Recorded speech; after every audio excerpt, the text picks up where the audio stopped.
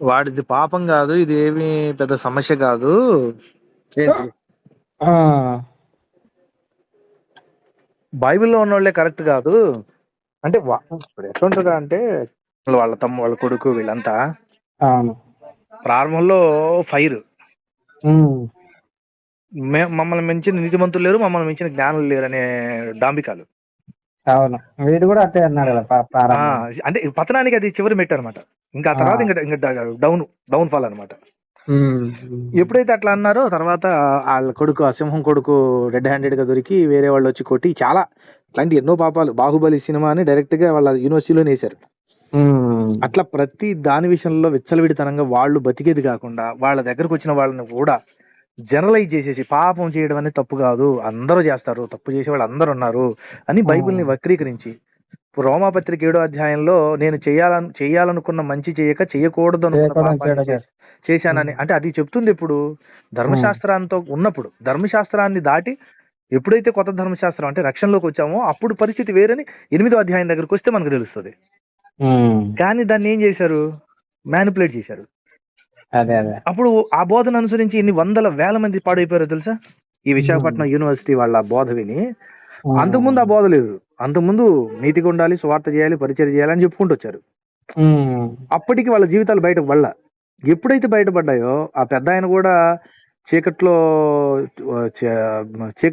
చీకటి వీడియోలు చూస్తాడని ఆ యూనివర్సిటీలో అంతా గోల గోల అయిపోయి అక్కడ ఒక ఆవిడ, ఇలా వాళ్ళకి బాగా తెలిసిన ఆవిడ రూమ్ లోకి వెళ్తే ఓ నలుగురు ఆ యూనివర్సిటీ పెద్దలు కలిసి ఈ ముసలోడు వాళ్ళందరూ కలిసి ఈ చీకటి వీడియోలు పెట్టుకొని చూస్తుంటే కేకలు పెట్టుకుంటూ బయటకు వచ్చేసిందంట.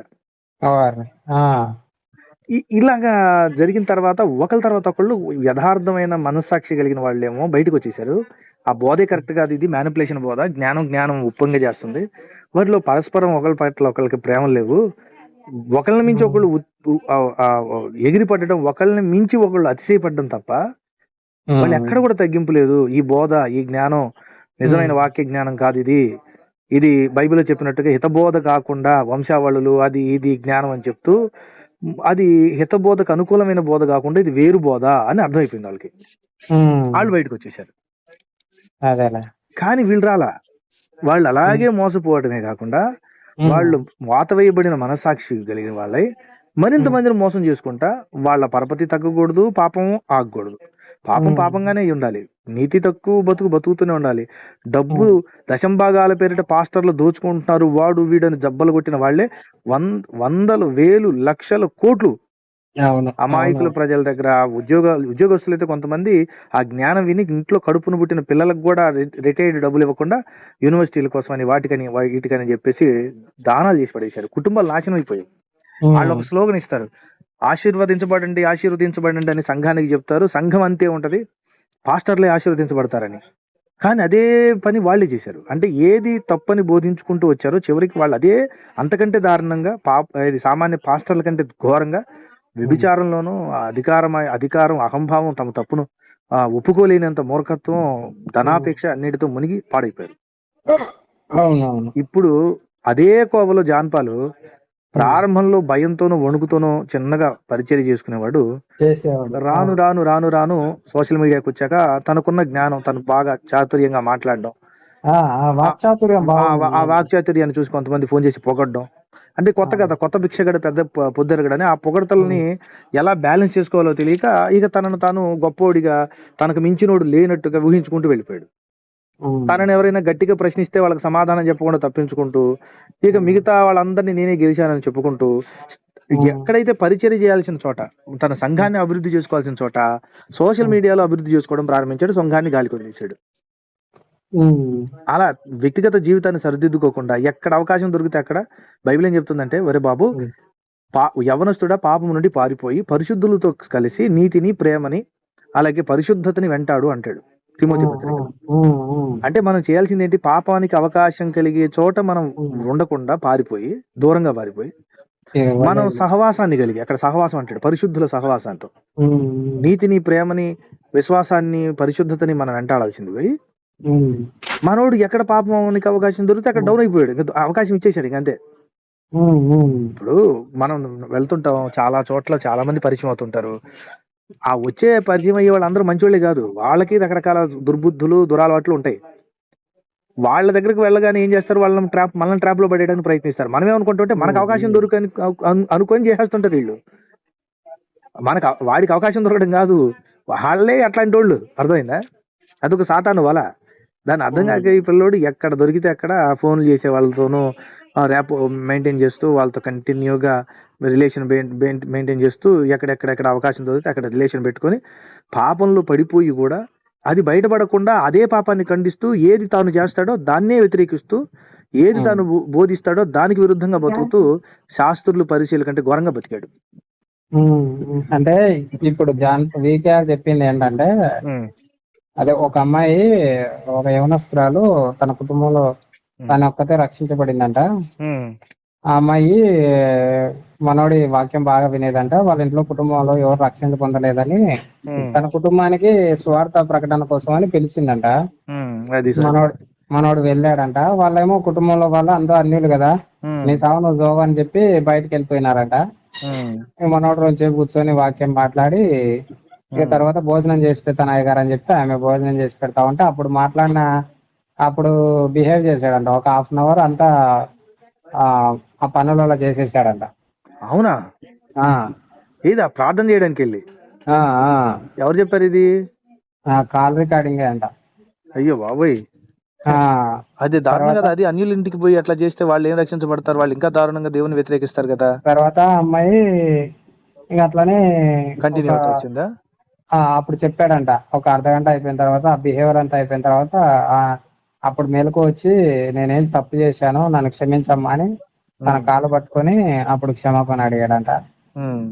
ఇక తర్వాత మళ్ళీ అప్పటి నుంచి 1 సంవత్సరం 2 ఏళ్ల నుంచి ఇప్పుడు అదే కొనసాగుతుందంట. ఆ అమ్మాయి కోసమని రాజంపేటలోనో కడపలోనో ఎక్కడో మంచి డబుల్ బెడ్రూమ్ ఫ్లాట్ ఒకటి తీసుకున్నాడంట బాడీకి. ఆ ఫ్లాట్ లో నుంచే మనోడు వీడియోలు చేస్తా ఉంటాడంట. దాంట్లో ఒక బెడ్రూమ్ ఒకటి 5 star రెస్టారెంట్ లాగా తయారు చేసుకొని పెట్టుకున్నాడు ఈ ప్రజలు ఇచ్చే డబ్బులతో. గతంలో 15,000 అంట. ఆడి బూట్లు 15,000 అంట.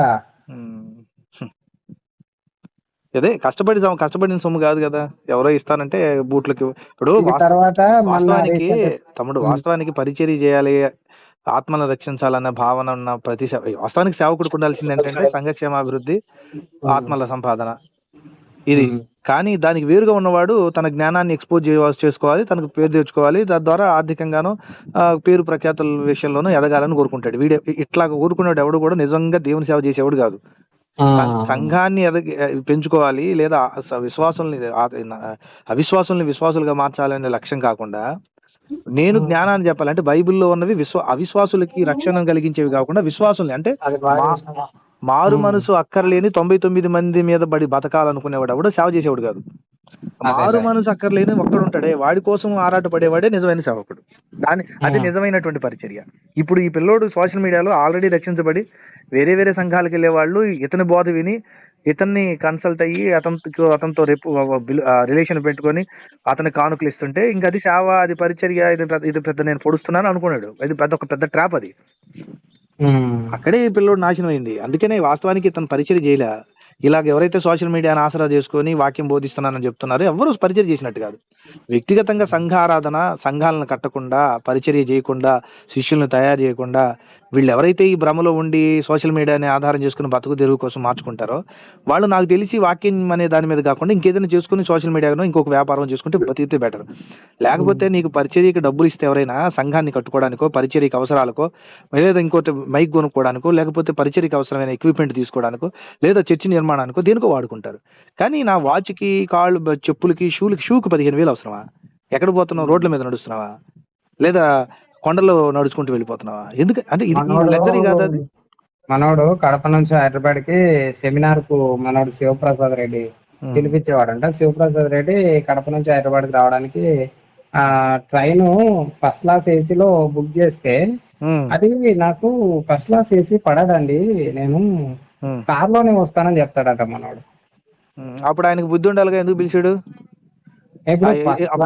ఆయన చేసిన తప్పేంటంటే జ్ఞానాన్ని చూసి ఇతను తగినవాడు అనుకోవడం ప్రపంచంలో ప్రతి పనికి మనలోడు చేసే పని. ఉమ్, 4 మాటలు బాగా చెప్తే వాడు దేవుడు వాడుకునేవాడు జ్ఞాని అని ఎట్లా అనుకుంటావు నువ్వు? ఉమ్, ఆల్రెడీ అతను వంశీ దగ్గర పీడి సుందర దగ్గర ఉండొచ్చినాడు కదా. జ్ఞానం వాడిని బాగు చేసిందా, నాశనం చేసిందా? నాకు అర్థం కాక కూర్చొని రకరకాల పుస్తకాలు చదివి ఒక విషయాన్ని విశ్లేషించడానికి లాజిక్లు వెతుక్కొని దాన్ని చెప్తూ వెళ్ళిపోతే వాడి జ్ఞానం ఎట్లా అవుతుంది? వాడి వాక్యం చెప్పినట్లు ఎట్లా అవుతుంది? వాస్తవానికి జాన్ పాల్ చెప్పే విశ్లేషణ 100% తప్పు.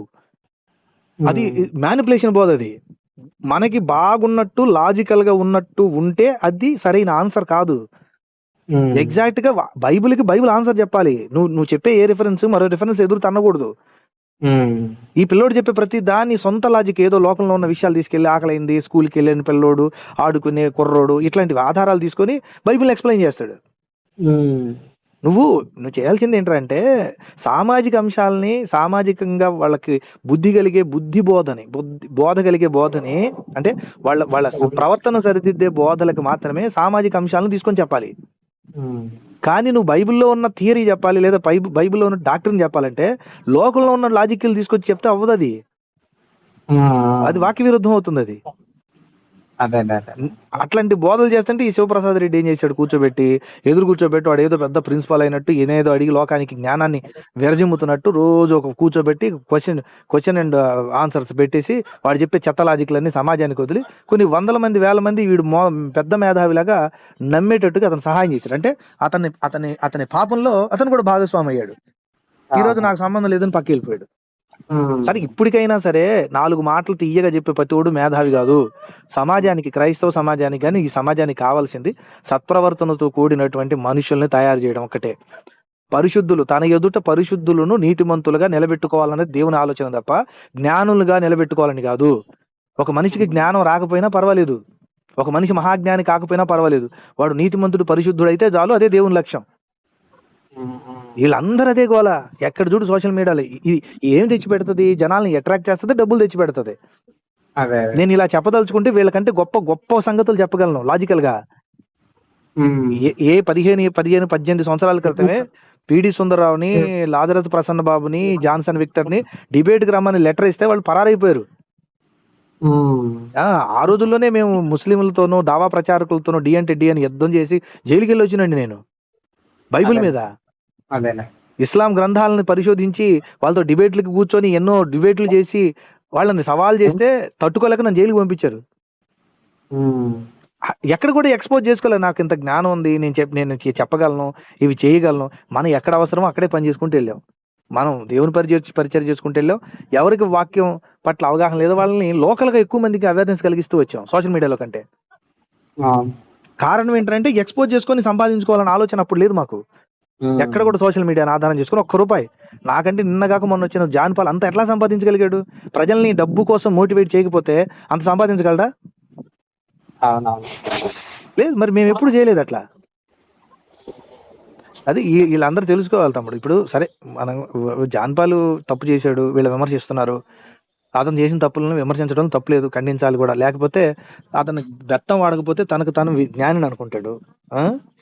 కరెక్ట్. అదే నేనేమంటున్నానంటే ఇప్పుడు తెలియాలి కదా, తెలియకోకుండా ఇప్పుడు ఒకటన్నా మనము అట్లే వాడిని వదిలేయడం మంచిది కాదు. లేదు, వాడు దేవుడిని చూసుకుంటాడులే, ఇంకా పశ్చాత్తాపడతాడు, లేదంటే వాడు బాగుపడతాడని అనుకోవడం, ఇంకా వాడిని మనమే వదిలేసి ఇంకా పాపానికి మనం వాడిని కట్టేసినట్టు అవుతుంది.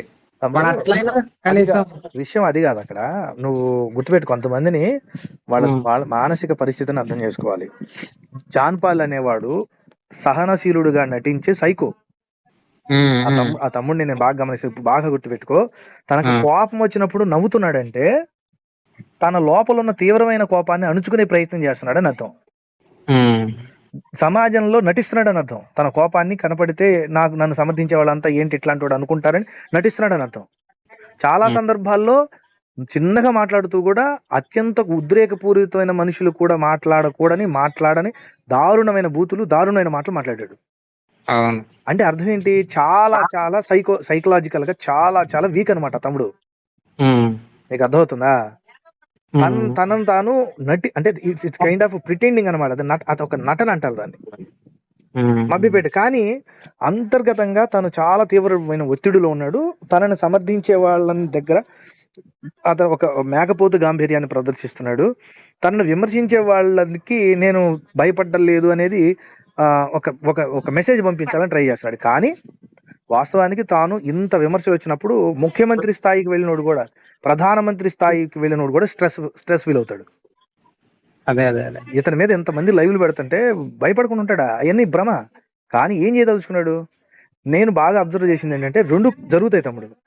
ఈ విమర్శలు ఇంకా కొనసాగితే ఎవరైతే విమర్శిస్తున్నారో వాళ్ళు బాగా అర్థం చేసుకోవాల్సింది ఏంటంటే, మనం ఎందుకు విమర్శిస్తున్నాం? Why you are criticising to John Paul? Why you are criticising John Paul? నీ లక్ష్యం ఏంటి? What you want? ఇది అర్థం చేసుకోకుండా వాళ్ళు ఏదో విమర్శించాలి, దొరికాడు కదా అంటే దానికి మనం బయట సమాజానికి మనకి తేడా ఉండదు. అతన్ని విమర్శించడంలో అతనికి బుద్ధి చెప్పడం అనేది, అతనిలో మార్పు తీసుకురావడం అనేది మన లక్ష్యం అయితే ఇంతవరకు వచ్చింది చాలు. అయితే ఇప్పుడు ఏం చేయాలి? ఒకవేళ మనం అదే కంటిన్యూ చేసుకుంటూ వెళ్ళిపోతే వీళ్ళంతా రెండు జరుగుతాయి. రెండు జరిగే ఛాన్సెస్ ఉన్నాయి. ఒకటి ఏంటంటే, ఈ స్ట్రెస్ లో అతను సూసైడ్ చేసుకొని చచ్చిపోవచ్చు. ఏంటి? రెండోది ఎట్లా మొత్తానికి గలీజ్ అయిపోయా, అయింది ఇక ఇంకా దేవుడు లేడు గీవుడు లేడు. ఏంటి? శివరాఖరికి తన బోధల ద్వారా తను జనరలైజ్ చేయొచ్చు. బోధకుల్ని, క్రైస్తవ్యాన్ని, లోకంలో ఎవడు మంచోడు కాదు, అసలు క్రైస్తవులే మంచోళ్ళు కాదు అని క్రైస్తవుల మీద పగతో అన్యులకు అవకాశం కలిగేటట్టుగా రోజు క్రైస్తవులను ఇక క్రైస్తవ సమాజాన్నే తప్పుగా చిత్రీకరించే ప్రయత్నం చేయడమే కాకుండా ఇక స్టెప్ బై విమర్శలు వచ్చే కొద్దీ ఇక దేవుణ్ణే తప్పుపట్టి అవిశ్వాసిగా, మూర్ఖుడుగా, ఒక భయంకరమైనటువంటి సాతాను సంబంధిగా, దైవ శత్రువుగా మారిపోయే అవకాశం ఉంది. ఇది అలాంటి స్థాయికి వెళ్ళే దారుణమైనటువంటి, అంటే అతను నాశనమైంది కాకుండా కొన్ని వేల మందిని, కొన్ని లక్షల మందిని తన బోధ, తన విశ్వాస, తన మాటలు వింటున్న వాళ్ళని చిన్న చిన్నగా భ్రష్టులుగా మార్చే అవకాశం ఉంది. అంటే పాపం అనేది సింప్లిఫై చేసేస్తాడు. పాపం చేయడం అనేది పెద్ద విషయం కాదు, అందరు చేస్తారు, చేయనోడు ఎవడు లేడు, బైబిల్లో వాళ్ళే చేశారు, రైట్? ఇది ఒక నాణ్యానికి ఉన్న ఒక పార్శ్వం. అయినా వాళ్ళు పరలోకం వెళ్ళారు. దేవుడు బైబిల్లో ఉన్న వాళ్ళందరూ తప్పు చేశారని ఎక్స్పోజ్ చేయడంలో ప్రధాన కారణం, తప్పు కాని వాటిని కూడా తప్పుగా చిత్రీకరించే ప్రయత్నం. తప్పు చేసిన వాళ్ళు చేసినప్పుడు దేవుడు శిక్షించిన తర్వాత వాళ్ళు పశ్చాత్తాపం పొంది, మారు మనసు పొంది, మరి ఇంకెప్పుడు ఆ తప్పు చేయకపోవడం, ఆ తర్వాతే వాళ్ళు విశ్వాస వీరులుగా ఎంచబడ్డం అనే దాన్ని దాచిపెట్టేసి కామన్ గా జనరలైజ్ గా అందరు తప్పు చేశారనే దాన్ని ఎక్స్పోజ్ చేస్తాడు. దాని ద్వారా ఏమవుతుంది? అమాయకులైన ప్రజలకి ఈ లోవి గుట్టు విషయాలు అంటే ఎంత లోతుగా ఆలోచించడం తెలియదు కాబట్టి, అందరూ పాపం చేశారు కాబట్టి ఇక మనం చేస్తే తప్పే ఉందని అప్పుడు దాకా ఒగ్గబెట్టి భయంతో ఉన్న వాళ్ళు అంతా ఏం చేస్తారంటే ఇక మొదలు పెట్టేస్తారు వాళ్ళు పాపం చేయడం. దీనివల్ల ఏం జరుగుతుంది? మనకి మేలు, సంఘానికి మేలు జరుగుతుందా? చివరాఖరికి అతని నాశనం అయ్యేది కాక కొన్ని వందల మందిని నాశనం చేస్తాడు. అంటే దేవుడు ఊరుకోడు కదా. దేవుడు ఊరుకోడు తర్వాత సంగతి. దేవుడు ఏం చేయడు అప్పటికి. నా సంఘాన్ని పాడు చేయమని నేను పాడు చేస్తాను అంటాడు కదా. అదే పాడైపోయాడు కదా. ఇంకా అతను మారు మనసుకు మనం అవకాశం ఇవ్వాలి. సంఘాన్ని పాడు చేసేవాడిని వాడు పాడు చేస్తాడు. వాడు పాడవడానికి రెడీ అయిపోయాడు నరకానికి వెళ్ళడానికి. కాదన్నా, ఇప్పుడు వానికి మారు మనసుకు మనం అవకాశం ఇస్తే మంచిదే, వాడు మారితే మంచిదే. కానీ వాడు మారాడు కదా, వాని బిహేవియర్ మార్చుకోవట్లేదు కదా. నేను అంటుంది ఏంటంటే ఆ స్థాయి అవకాశం ఇద్దాం అంటున్నా నేను. మనోడికి అవకాశం ఉంటే మాట్లాడి సరిదిద్దుకునే అవకాశం. వానికి ఇప్పుడు కాదు అవకాశం, ఎప్పుడు వచ్చింది తెలుసా? భాను ఎప్పుడైతే వాడిని ఫస్ట్ టార్గెట్ చేశాడో అప్పుడే వానికి అవకాశం వచ్చింది. లేదు, ఆ పిల్లోడు ఏమనుకున్నాడంటే తన వ్యక్తిగత జీవితం బయటికి రాదు అనుకున్నాడు. తాను ఎక్కడెక్కడ తన తెలివిగల్ల మాటలు హిహి అని పళ్ళికి లేచి నవ్వడం జనం అంతా నమ్మేస్తారు అనుకున్నాడు. ఒక్క నిమిషం నేను చెప్పేదినండి. దేవుడు వానికి ఒక అవకాశం ఇచ్చాడు. బాను ఫస్ట్ వాడిని టార్గెట్ చేసినప్పుడే అది అతనికి తెలియదు తమ్ముడు. నేను అంటే ఏంటంటే దేవుడు అవకాశం ఇచ్చాడా లేదా అన్నది అతనికి తెలియదు.